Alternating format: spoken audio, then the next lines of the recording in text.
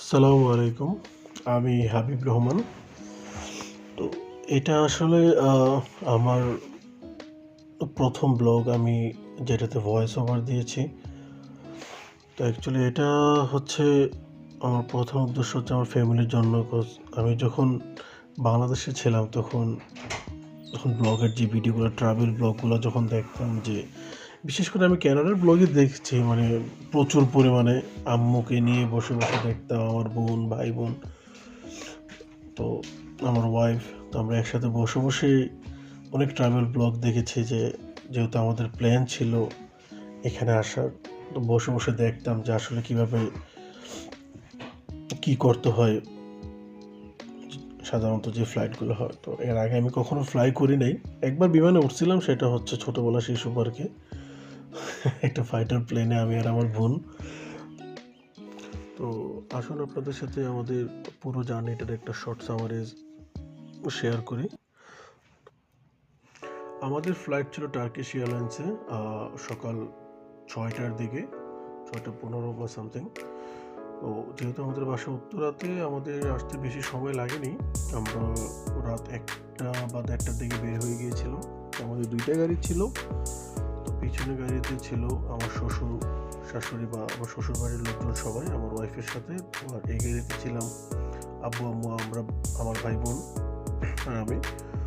তো আমরা প্রায় ২টার আগেই এয়ারপোর্টে চলে আসি। তো এখানে কিছুক্ষণ আমরা কথাবার্তা বলি সবার সাথে। একটু একটু আপনারা তো বুঝেনি যে একটু কান্নাকাটির একটা পর্ব থাকে।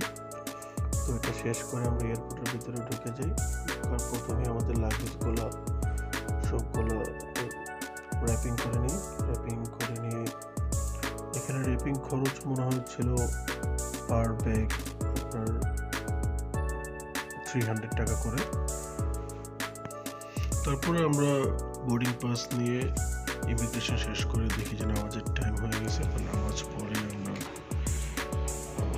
বিমানের যেখানে এসে থাকবো ওইখানে যে আমরা ওয়েট করি যে বিমান কখন আসবে।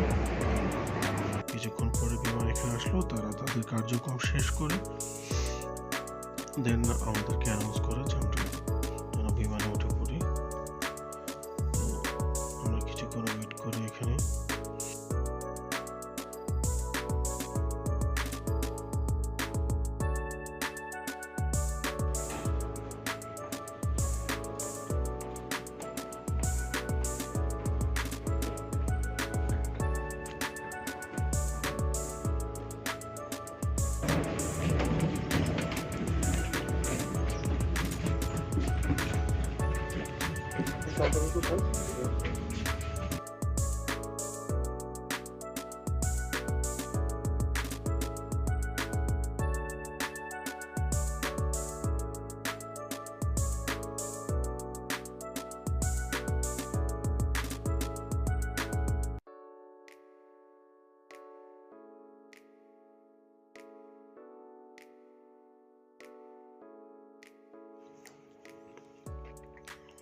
আসলে আমাদের তো আগে থেকে কোনো প্ল্যান ছিল না যে ব্লগ করবো। তো হ্যাঁ, কিছু শর্ট ভিডিও নিয়েছিলাম, কারণ আম্মু, তারপর আমার ছোটো বোন, ছোটো ভাই, ওরা মানে এগুলোর প্রতি খুবই ইন্টারেস্টেড।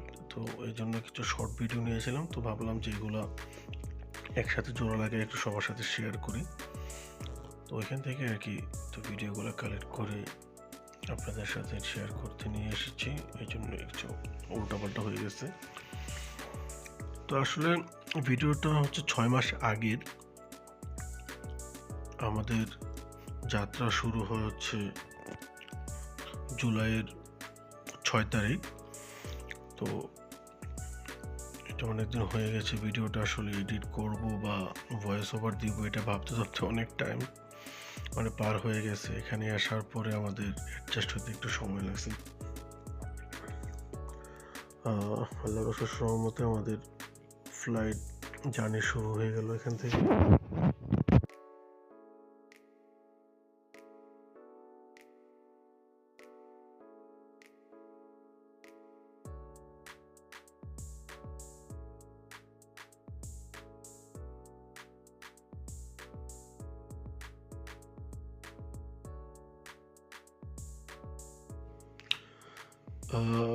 বিমানে বসার কিছুক্ষণ পরে আমাদের সকালের ব্রেকফাস্ট দিয়ে যায়। তো ব্রেকফাস্টটা খুব ভালোই লাগছে। এমনি তো অনেক খিদা ছিল। আর ওদের কিছু কেক ছিল, তারপর বান ছিল, আর কি যেন ছিল মনে নাই। তো আমি মনে হয় একটা জুস নিয়েছিলাম সাথে, আর নিপা কি নিয়েছিল মনে নাই, দেখি।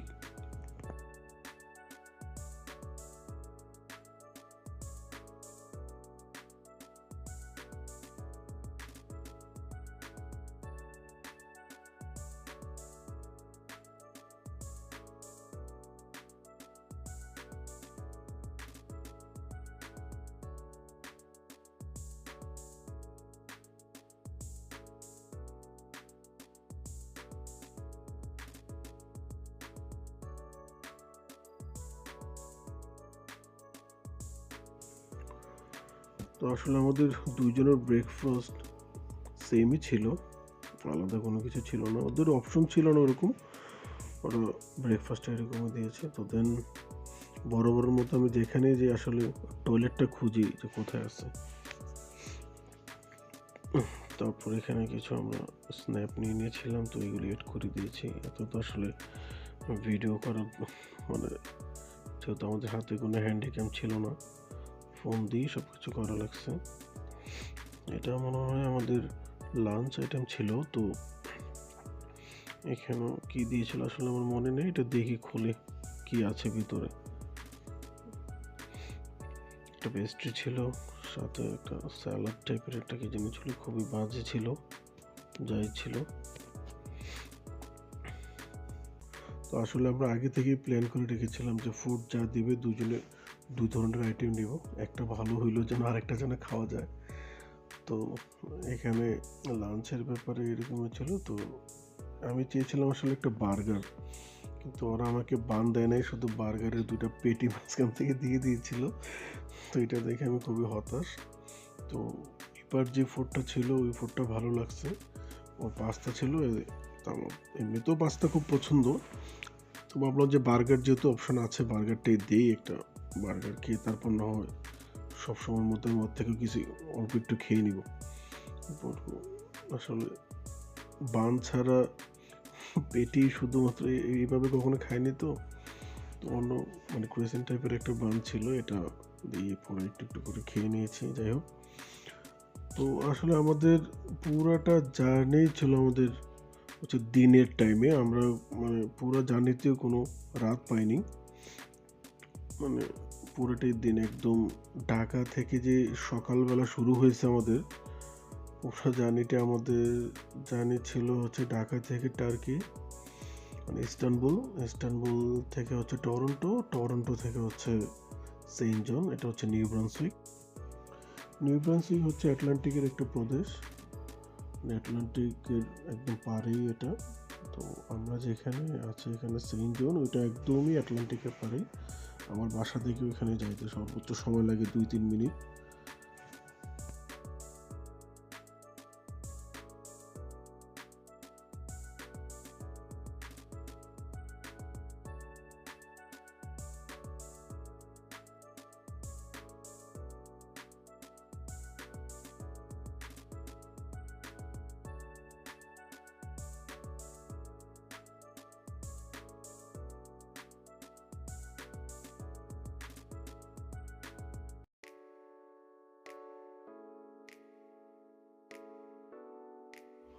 আমরা ইস্তানবুলের প্রায় কাছাকাছি চলে আসছি, আর মতো 10-12 মিনিটের মতো আছে মতো ইস্তানবুলে ল্যান্ড করতে।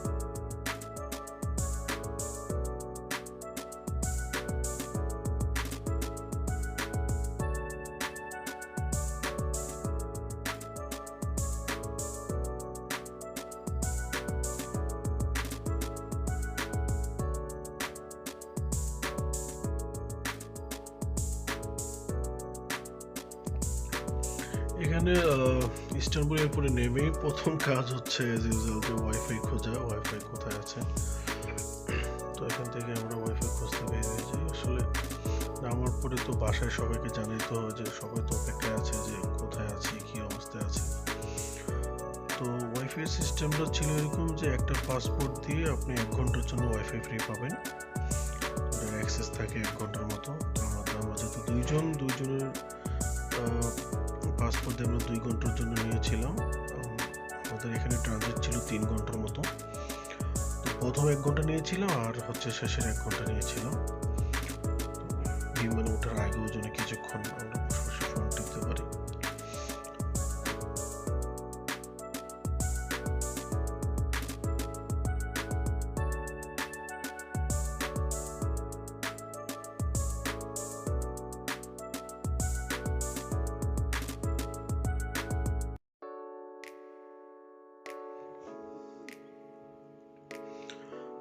ইস্তানবুল এয়ারপোর্টটা অনেক সুন্দর, বেশ সাজানো গোছানো ছিল। আমাদের এয়ারপোর্টও সুন্দর, মানে অসুন্দর বলবো না, তো অনেক এয়ারপোর্ট থেকে আমাদের এয়ারপোর্টও অনেক ভালো। আশা করি সামনে আরও ভালো কিছু হবে। 3rd টার্মিনাল যখন আমাদের শুরু হয়ে যাবে ওটার কার্যক্রম, তখন আমরা ইনশাল্লাহ ভালো কিছু দেখব। তো এখানে ইস্তানবুল এয়ারপোর্টটা আসলে ঘুরে দেখার মতো অনেক জায়গা ছিল, এটা আমাদের হাতে ওরকম সময় ছিল না।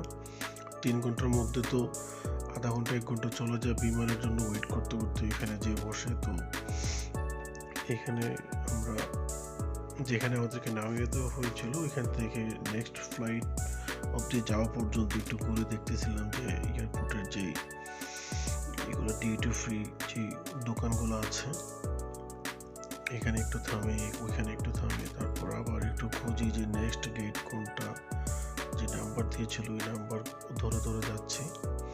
এই একটু সামনেই হচ্ছে আমাদেরটা ছিল, কত নাম্বার যে ছিল অ্যাকচুয়ালি আমার মনে নেই। এখানে আমাদের ট্রলি নিয়ে কোনো ঝামেলা হয় না, যেহেতু আমরা ঢাকা থেকে একদম টরন্টো পর্যন্ত সেম এয়ারলাইন্সেই যাব। তো ওরাই হচ্ছে আমাদের ট্রলিগুলো ম্যানেজ করে নিয়েছে, ওইখান থেকে আমাদের ট্রলিগুলো রিলিজ করে দেবে।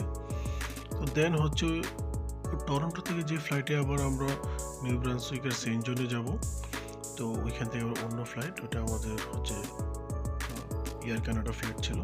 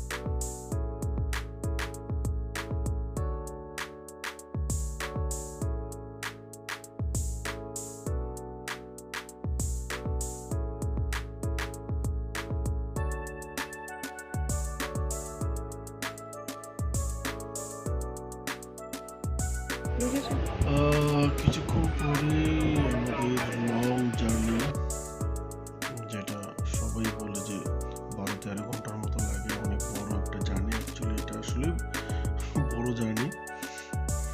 কতবার যে ঘুমাইছি আর কতবার যে ঘুম থেকে উঠছি এটা আসলে হিসাব নাই, কারণ ওইরকম তো একটা আমি ঘুমানো যায় না। কিছুক্ষণ পর পর আসে এটার জন্য খাবার নিয়ে আসে, জুস নিয়ে আসে, চা কফি এটা সেটা হাবি যাবি। তো দেখতে দেখতে কিছুক্ষণের মধ্যেই হচ্ছে জার্নি শুরু হয়ে যায়।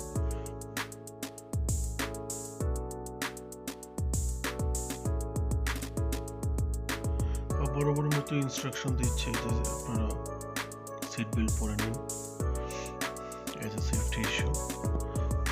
বিমান চলা শুরু হয়ে গেল, আমরা চলে যাচ্ছি ইস্তানবুল। তো ইস্তানবুল থেকে সরাসরি টরন্টো পিয়ারসন ইন্টারন্যাশনাল এয়ারপোর্ট।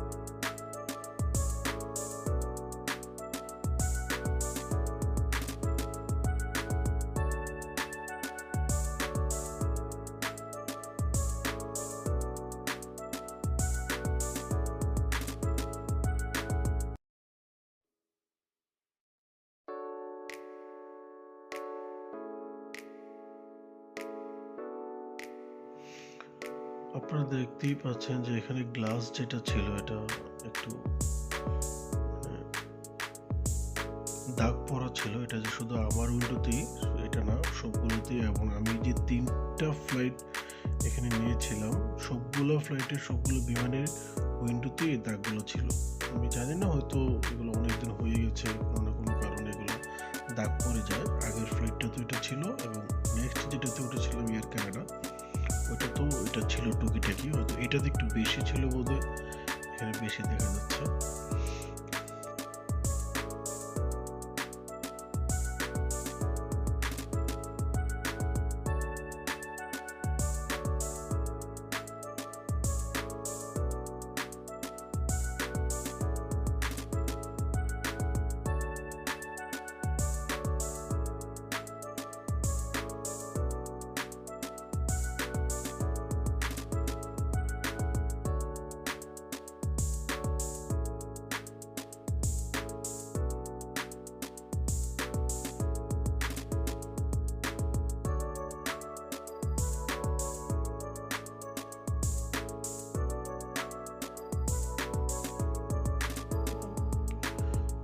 আর কিছুক্ষণের মধ্যেই আমাদের লাঞ্চ নিয়ে আসলো আবার।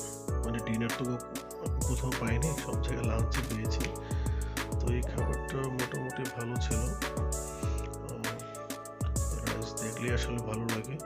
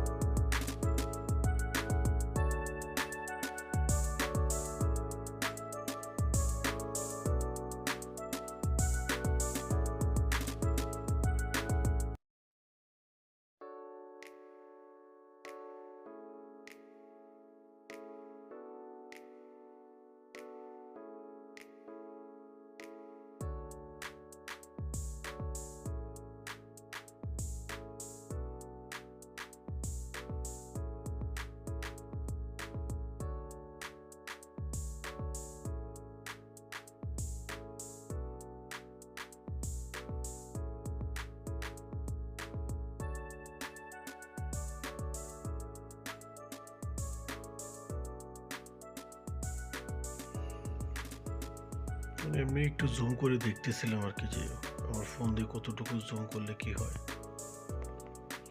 দেখতে দেখতে আবার খাবার চলে আসলো।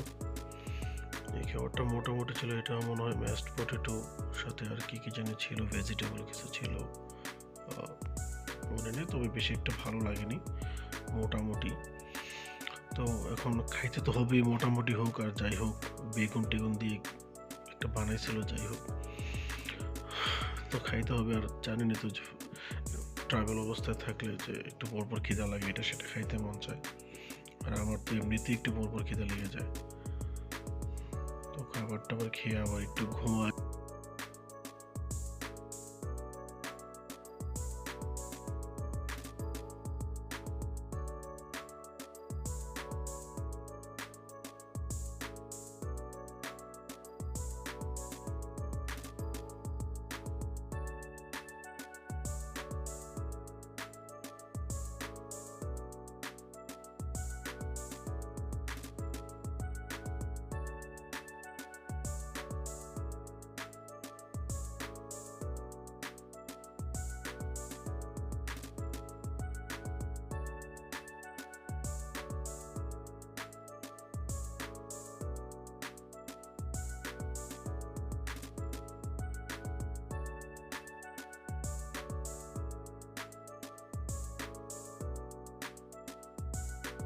এখানে একটা জিনিস ভালো লাগে যে ল্যান্ড করার সময় হচ্ছে আপনি মানে ল্যান্ডের যে মানে ককপিট থেকে যে ভিউটা দেখা যায়, ওই ভিউটার একটা ক্যামেরা থাকে, পয়েন্ট থাকে, আপনি ওটা দেখতে পারবেন লাইভ এই যে স্ক্রিনে। এই জিনিসটা ভালো লাগে আর কি। সাইড থেকে তো ভিউ দেখাই যায় উইন্ডো দিয়ে, কিন্তু আপনার ফ্রন্টের যে ভিউটা, ওইটা আপনি আপনার স্ক্রিনে দেখতে পারবেন। এটা আপনার সামনেও, এবং আপনার পুরো যে কেবিনটা, ওটার সামনে একটা টিভি থাকে, বড় স্ক্রিন, ওইটা তো দেখা যায়। দেন বিমান থেকে নেমে বাসে করে হচ্ছে আমাদের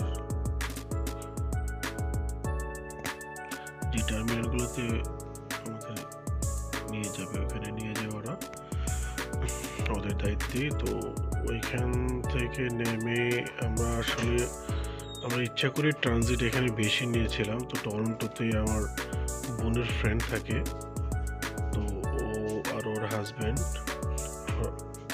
শ্রদ্ধেয় বড় ভাই মুরাদ ভাই ওরা এসেছে আমাদেরকে এখান থেকে রিসিভ করতে। তো এখান থেকে আমরা যাই হচ্ছে মুরাদ ভাইয়ের বাসায় যে ওইখানে খাওয়া দাওয়া শেষ করে প্রায় সন্ধ্যা হয়েই গিয়েছিল। তখন ক্যানাডাতে আসলে সন্ধ্যা হয় অনেক পরে, দেখা যায় আমরা যখন আসি তখন তো সামার সিজন ছিল, 10টা বেজে যায় সন্ধ্যা হইতে হইতে। তো আমরা ওনাদের বাসায় যে রাতের খাবার শেষ করে আবার বেরিয়ে পড়েছিলাম একটু ঘোরাঘুরি করতে। তো ট্রাভেল করে আসলে ভালোই টায়ার্ড লাগতেছিল, কিন্তু মন তো টায়ার্ড হয় না। স্বপ্নের দেশে চলে আসছি, ঘুরতেছিলাম ভাইয়ের সাথে, বড় ভাই আবার ঘোরার খুবই পাগল, ঘোরা আর খাওয়া দাওয়া। তো এখানে আমাদের ভালোই মিল থাকে, ভালোই ঘোরা হয়। ভাই যখন দেশে যায় তখন ভালোই ঘোরাঘুরি হয়। দেন আমরা হচ্ছে রাতে বেরিয়ে পড়ি একটু সিএন টাওয়ারের আশেপাশে, ভাই নিয়ে যায় আমাদের ঘুরে দেখাইতে। ভালোই লাগছে এখানেও সিটি পয়েন্ট, ঢাকা শহর থেকে এখানে এসে এখানেও সিটি ভিউ। এখানে আমরা মোটামুটি অনেকক্ষণ পর্যন্ত রাতের 1টা-2টা পর্যন্ত আমরা ঘোরাঘুরি করি। দেন ঘোরাঘুরি শেষ করে বাসায় যে একটু ঘুমাই। সকালে আবার হচ্ছে আমার নিউ ব্রান্সউইকের আমাদের ফ্লাইট ছিল 7টার দিকে, মেবি আমার পুরোপুরি মনে নেই, এই টাইমে এরকমই হবে, অ্যারাউন্ড 7 AM।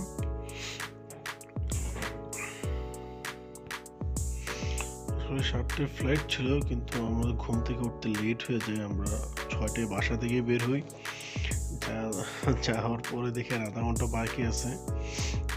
তারপর ওইখানে যে একটু হজবরল হয়ে গেছিলো, ওইখানে যে দেখি সব হচ্ছে সেলফ সার্ভিস, মানে হেল্পিংয়ের লোকজন আছে অনেক, কিন্তু আমি আসলে বুঝতে পারতেছিলাম না প্রথম সব কিছু সেলফ সার্ভিস। তো আমাদের হ্যান্ড লাগেজগুলোতেও ওয়েট বেশি ছিল, তো এটা আগে আপনাদের বলা হয় নাই। এটা ভালো কিছু নয়, এর জন্য বলিনি আর কি। দেখা যাবে অনেকে আবার এটা নিয়ে আসবে যে যেহেতু একজন নিতে পারছে আমিও তো নিতে পারবো। হ্যান্ড লাগেজে আসলে বেশি নেওয়াটা ঠিক না, 7 কেজি লিমিট থাকে, এটাই আনা উচিত। আমি একটু রিকোয়েস্ট করে বাংলাদেশ এয়ারপোর্ট থেকে আসলে এটা নিয়ে পার হয়ে চলে যাই। আমাদের আসলে টরন্টো থেকে যে ফ্লাইটটা ছিল নিউ ব্রান্সউইকে, এটা 2 ঘন্টা ডিলে হয়, যার কারণে আমাদের কোনো সমস্যায় পড়তে হয়নি। তারপর এখানে আসার পর দেখি যে আমার বড় ভাই মনসুর ভাই আমাদেরকে ওয়েলকাম করার জন্য এয়ারপোর্টের ভিতরেই ঢুকে গেছে একদম। তো ভাই এখান থেকে আমাদেরকে রিসিভ করে আমাদের বাসায় নিয়ে যায়। তো ভাইয়ের ব্যাপারে আসলে বললে শেষ হবে না, ভাইয়ের ব্যাপারে নেক্সট কোনো ভিডিওতে বলবো না ইনশাআল্লাহ। ভাইয়ের সাথে অনেক ঘোরাঘুরি হবে, ইনশাআল্লাহ। ভালো থাকবেন সবাই, দেখা হবে ইনশাআল্লাহ পরবর্তী কোনো ব্লগে। আল্লাহ হাফেজ।